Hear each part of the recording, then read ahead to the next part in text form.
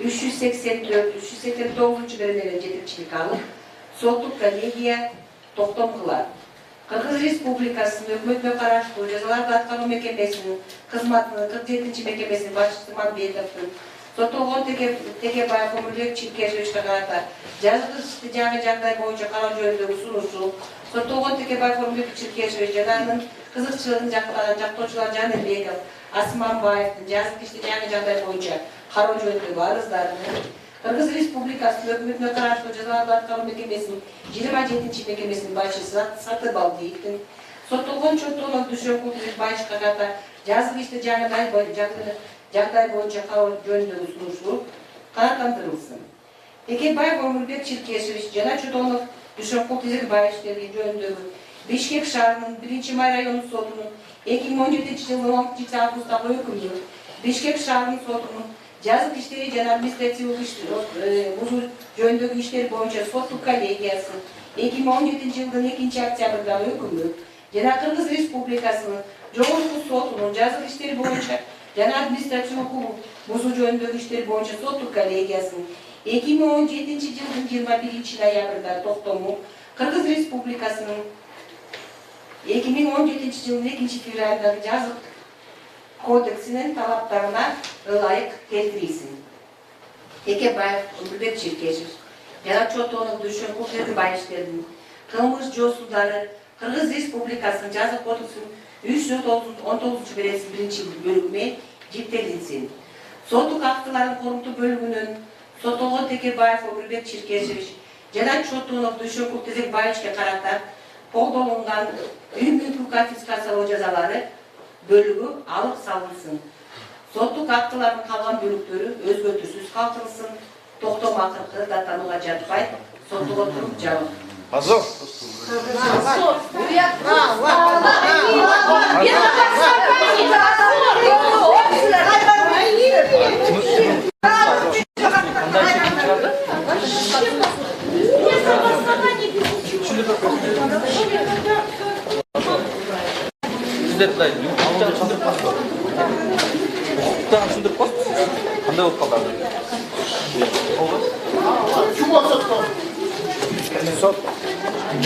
Закон для них вообще ничего не өзгөртүүсүз калтырды. Адвокаттардын суранышын канааттандырган жок. Сот мыйзам менен эмес, конституция менен эмес, абийир менен эмес, сот саясий конъюнктура менен чечим чыгарды. Сот бүгүн дагы бир жолу мыйзамдар иштебегендигин, мыйзамдар эске алынбагандыгын, адам укугу сакталбагандыгын жана сот реформасы жүрбөгөндүгүн дагы бир жолу далилдedi. Бул Текебаев менен Чотоновдун иши, Жапаровдун иши бул саясий иштер. Бул резонанстуу иштер. Бул жалпы коомчулуктун көңүлүн бурган иштер. Жапаровдун иши, Текебаевдин иши, Чотоновдун иши эл аралык институттарда каралган иштер. Эми ушул иштер боюнча жалпы сот реформасына, жалпы мыйзамдуулукка коомдун берген баасы болот. Бүгүнкү күнү сот чөнтөк экен. Бүгүнкү күнү сот мыйзамга баш ийбей, мыйзамдардын негизинде эмес, жогору жактын буйругу менен саясий конъюнктуранын кызыкчылыгы менен өкүм чыгарганы дагы бир жолу кашкайта далилдешти. Саясий чечим болуп калды ошондо. Саясий чечим эмес, бул деген ошол саясий бир топтун заказынын чечими.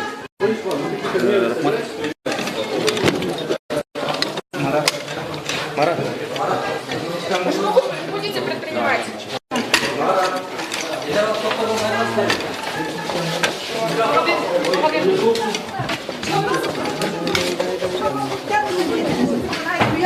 Тамағынан оқ атып отырады да елдің басшысы толып басқарып. Уранга каршы болмочу отурат.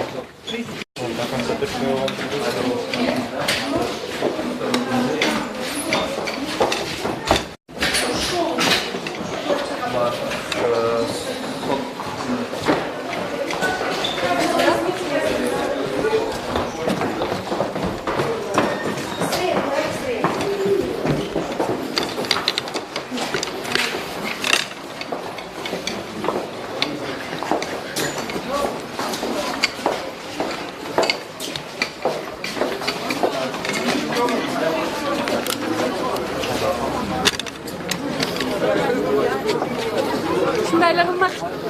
Burlaca. Buna çekerim ben. Yendim çekerim oyuncu kaldı. Oşo oyuncu kaldırıp koydu. Bu ne degen ayranay. Çotoğlup menen жүргөнүн айталбагымдан кийин бул президенттикке ким баш ийет? Кимди башкарып, кайсыны гүлдөтүп, кайсыны жыргатат?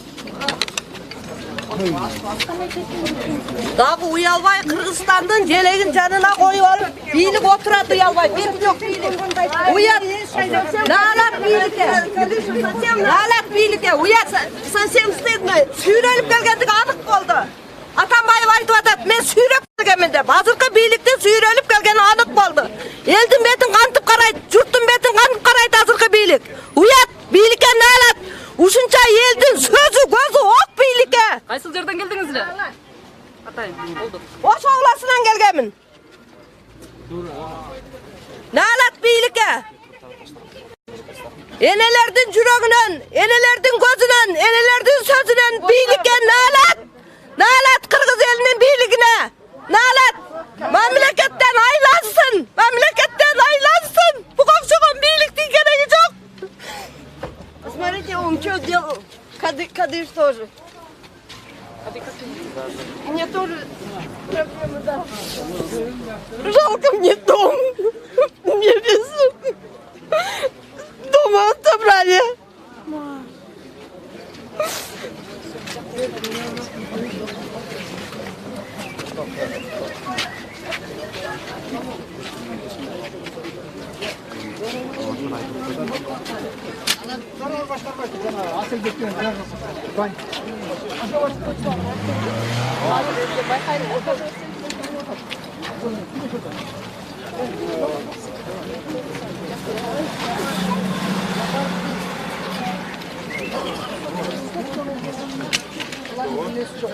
Бирок ошол эле заказ выполнять этип ушундай нерсени жазып атышат.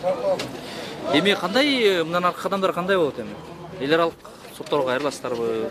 Кандай? Эми ойлонобуз, азыр политсовет менен чогулуп сүйлөшөбүз, эмне кылыш керек экенин. Бирок менин оюмча болгон механизмдердин баарын биз ишке ашырдык. Мына акыркы митингдер менен дагы бир жолу өзүбүздүн принципиалдуу сөзүбүздү айттык. Эми ойлонобуз да, эмне кылыш керек экенин. Бирок мамлекеттин курап баратканы бул биринчи далили да. Соттор адилеттүүлүк болбосо мамлекет жок болот деген ушул. Что намерены дальше делать? Будем думать, сейчас будем собирать политсовет, будем решать вопрос. Потому что дальше так нельзя. Прекрасно все знают. Митинг или что? Ну почему? Кроме митингов еще есть выбор.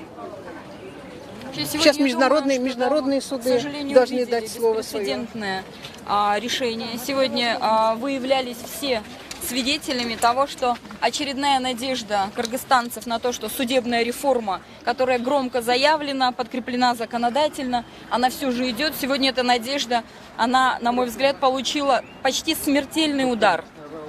На сегодняшний день были представлены достаточные доказательства со стороны адвокатов на основе законодательства по новым обстоятельствам, которые действительно предполагают рассмотрение данного дела по новым обстоятельствам, по существу, потому что все мы прекрасно понимаем, сегодня все общество знает, это был политический заказ. Он был реализован, и люди совершенно несправедливо, по политическим взглядам, за защиту интересов простых людей, за то, что боролись за разрушение ледников, за то, что всегда говорили о позиции, сходной с интересами народа. Сегодня они пострадали, Текебаев, Чотонов, они сидят в местах лишения свободы совершенно необоснованно. Это все понимают. И сегодня была большая надежда, что судебная реформа в действии, о которой говорилось, она проявит ответственность судей, чистоплотность судей, что они будут следовать букве и духу закона. И мы говорим только о том, чтобы было справедливое судебное рассмотрение, и позволит этому справедливому судебному рассмотрению быть. Тогда у народа появилась бы надежда на то, что судебная реформа идет.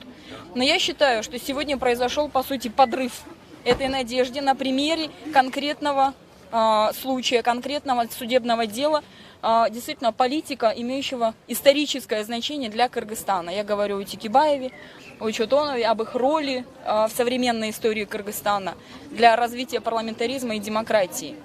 И сегодня я испытываю абсолютно разочарование в тех громких заявлениях о судебной реформе, которые были. Я думаю, что это основание для того, чтобы все общество очень серьезно задумалось, где мы на сегодняшний день находимся, действительно ли идут заявленные реформы, и что мы должны с этим делать. Сейтбаевна уже отметила, что, конечно, наша партия, мы на политсовете обсудим эту ситуацию. Хочу, чтобы вы не забывали, что международные организации тоже высказали свою позицию. На сегодняшний день данный вопрос находится на рассмотрении Комитета ООН по правам человека, и эта процедура идет своим чередом. Должна быть дана соответствующая оценка и со стороны международного сообщества. Это также, я думаю, будет основанием и для нашего общества, и еще раз проверкой на прочность для нашей системы, насколько мы готовы действительно стать демократическим обществом. А такими мы не сможем стать без прозрачной и нормальной судебной системы. А сегодня позор данному решению людям, которые вынесли это решение. Наталья Владимировна, что можно дальше сделать, вот юридически, адвокат, что могут дальше сделать? Ну, никто не может остановить инициативу, когда находятся вновь открывшиеся обстоятельства, ранее неизвестные суду. Адвокаты и ранее, и мы, депутаты, ранее говорили о 5, как минимум 5 вновь открывшихся обстоятельствах, ранее неизвестных суду, где абсолютно точно доказывается, что ни Текебаев, ни Чотонов совершенно не виноваты, то есть они не были в том месте, где заявляет мошенник Маевский, сидящий в тюрьме, напоминаю. На основаниях показаний этого мошенника и преступника наш политический деятель находится в заключении. Значит, другие обстоятельства, которые указывают на то, что Чотонов никак не мог физически находиться в том месте, о котором говорит опять же один человек, мошенник, находящийся в тюрьме Маевский.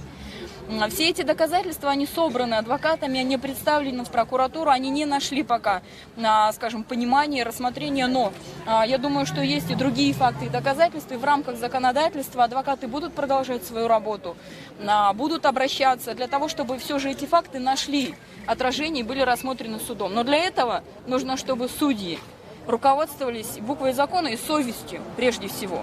А эти надежды, да, они на самом деле тают. Спасибо. Сизек, жана конфискациясын алып салды, бирок, Ооба, конфискациясын алып салды, ал конфискацияланбайт билинбейт. Жок, конфискаланбайт. Анысын алып салды. Алып салды. Ал бир ыкмалары болчу, жаңыдан ошол сот Первомайский сотко жибереби деп ошол үмүт болгонда бул ишти. Бирок андай болгон жок, ошол кенедей нерсени жазап коюшту, бат негизинен маселе чечилген жок. Кээ дагы канча убактысы калды ушуна жаза мөөнөтүнөн? Өтөп бүттөрүнө канча убакыт калды? Ой, айта албайт элем. Рахмат, буга чейин ошол Садыр Жапаровдукун 1,5 жылга кыскартты, ал эми бүгүн Текебаевга конфискацияланган мүлктөрдү кайра кайтарып берди да. Эми бул соттук системадагы бир өзгөрүүлөрдү байкай аласызбы? Жок, эми бул өзгөрүү эмес да, бул өзгөрүү эмес. Бул калп эле элди алдоо, бизди алдоо, ошо түрмөдө отургандарды алдоо эле болуп атат да. Негизи эч кандай мындай реформа көрүнбөйт, эч кандай өзгөрүү болбойт деп да мен эсептейм. Анткени бүгүнкү сот ошону далилдеди. Өзгөрүү болбойт. Ошон үчүн эгерде ушундай чоң инсандарды ушинтип камап отурса, анда жөнөкөй адамдарга сотко ишенгенге ишенге болбойт деп ойлойм. Сиз комментарий болсун. Мен деген Аты жөнүңүздү айтып коесузбу алгач? Али Ферал атамекен мүчөсүмүн. Бул деген жээнбековдун эле кылып атканыңыз. Коркпос, башкалардын баарын политический мен карпай атпай эле бул жээнбековдун эле жогорку жактан эле доказан. Соттор баары тең көз каранды немелер. Болбосо эч күнөөсү жок. Бир бандитти камады жакта Москвада. Анысын карабай камап коюп атат. Бул жээнбековдун эле эмеси да. Президенттин жамандыгы. Муну баарды коштоп Атамбаевди камаш керек эле да. Текебаевдин ордуна. Рахмат. Чоң рахмат.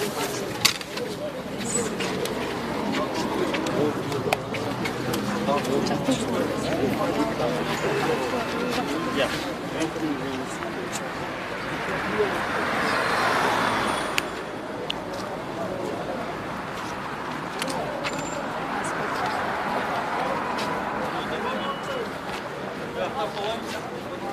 он, там, ваш тайдок, там,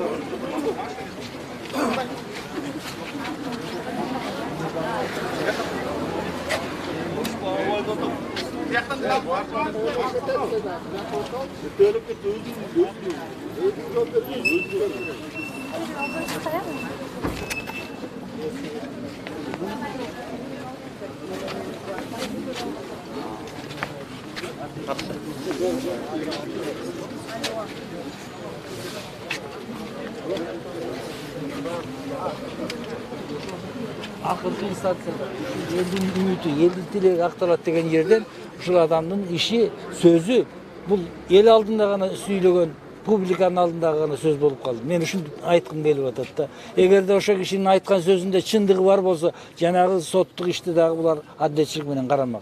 Ошондо биз калк ишенип, ушул Жээнбековдун аркасынан да бул президент ишенсе болот экен, бул президент ушу элди баштап баратат деп ишенсек болот эле. Азыр мунун айтып аткан сөздөрүнүн баардыгы өзүнүн өзү далилдейт азыр. Мына жогорку соттун чечкен, каякта чирип калган Волгасын актаган болуп. Урганы бар эски бүткөн Волганы мага. А бу жерде адилетчилик керек болчу. Эч болбогондо кайра тергөөгө жөнөтүп койсо, жанагы 5 ачылган жаңы жагдай менен ишти кайра караса, жанагы Маевскийдин жалганчылыктарынын баары чыгат эле. Аяктан ачылат дегенде, кайра тергөөгө жөнөткөндө бул иштин баары ачылып калат деди.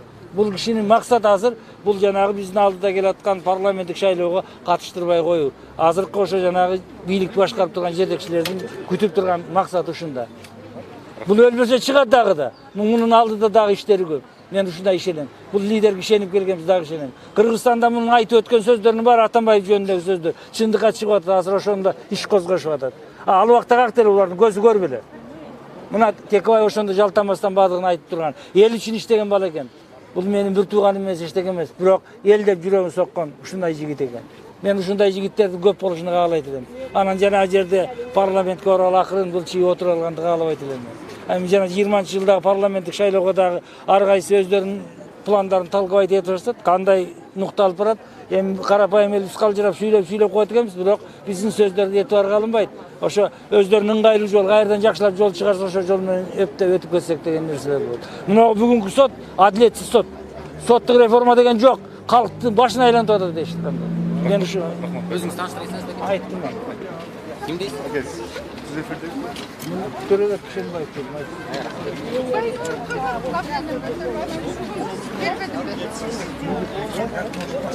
А вы тоже скоро?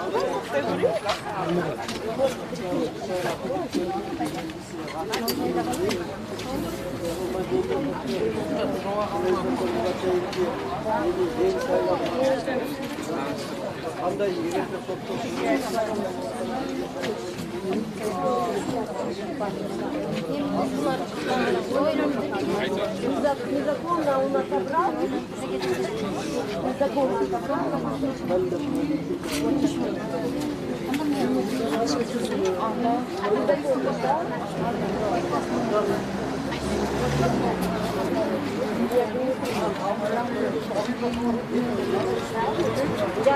тем более, когда 18 лет.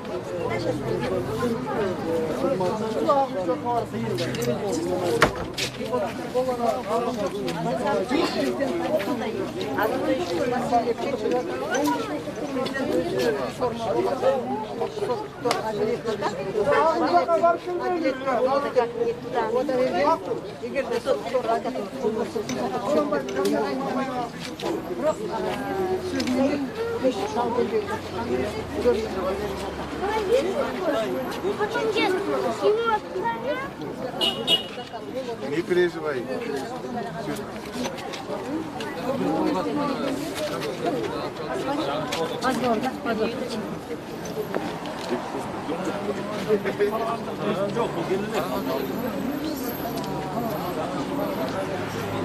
Gece kaydırıp gece uşak'a geçti.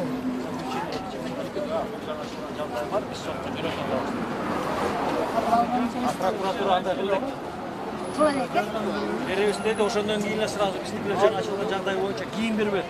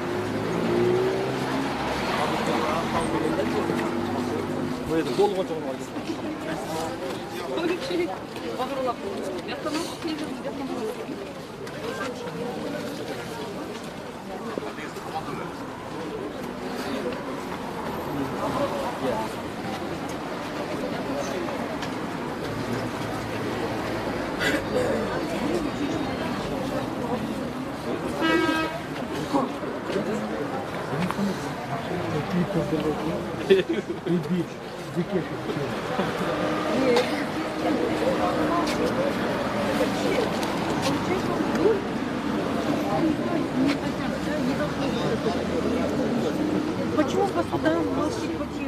Просто хотят сказать, что люди сидят не за его это все устраивает. Его